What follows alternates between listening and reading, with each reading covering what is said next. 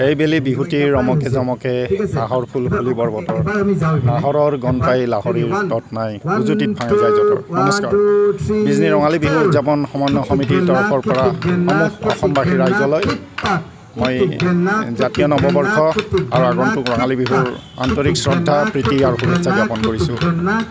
বিজনী ৰঙালী বিহু উদযাপন সমন্বয় সমিতিৰ এক সুকীয়া ঐতিহ্য আছে। এইবেলি ৬৯ সংখ্যক বৰ্ষ হিচাপত আগন্তুক জাতীয় উৎসৱ আমাৰ আদৰৰ অতি হেঁপাহৰ ৰঙালী বিহু উদযাপন কৰিবলৈ আমি প্ৰস্তুতি লৈছোঁ। আৰু আজি ১ এপ্ৰিলৰ পৰা অহা ৫ এপ্ৰিললৈ ৫ দিনীয়াকৈ বিহু কৰ্মশালাৰ আয়োজন কৰিছোঁ। আজি শুভাৰম্ভণি হ'ল। প্ৰায় ২ শতাধিক বিহু নাচনীয়ে এই কৰ্মশালাত অংশগ্ৰহণ কৰিলে। আমি জানো যে এসময়ত আমাৰ এই জাতীয় উৎসৱ ৰঙালী বিহু এই বিহু নৃত্য গছৰ তলত মুকলি পথাৰত হৈছিল।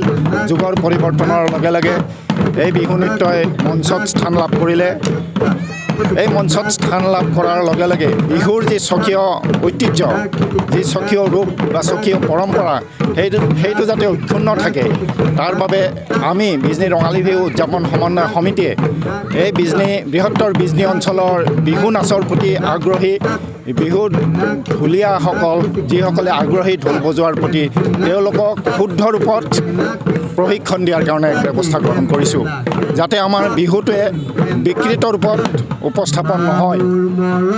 যোৱাবেলি অসম চৰকাৰৰ উদ্যোগত বিহু নৃত্যই গ্ৰীনিজ বুক অফ ৱৰ্ল্ড ৰেকৰ্ডত স্থান লাভ কৰিলে, বিশ্বৰ দৰবাৰত প্ৰতিষ্ঠা লাভ কৰিলে।